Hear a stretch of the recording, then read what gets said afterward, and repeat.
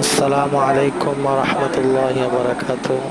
প্রিয় দর্শক, আপনারা আমার ভিডিও কোথা থেকে দেখতেছেন একটু কমেন্টে জানাবেন।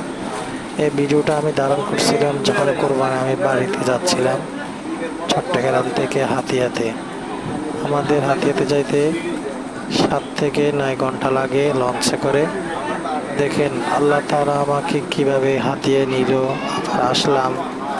এই তো নদীটার পানির দিকে আপনারা তাকাইলে বুঝতে পারবেন কি ভয়ঙ্কর ছিল নদীটা। আমরা এইভাবে হাতিয়া যাই। যারা যাইতে চান তারা বর্ষাকালে না গিয়ে শীতকালে যাবেন, ইনশাল্লাহ অনেক মজা পাবেন। শীতকালে এরকম রিস্ক থাকে না। ভিডিওটা আমি করছি এমডি টেকনাফ থেকে। ভিডিওটা কেমন লাগছে সবাই একটু জানাবেন এবং ভিডিওটা সবাই শেয়ার করে দিবেন। ধন্যবাদ।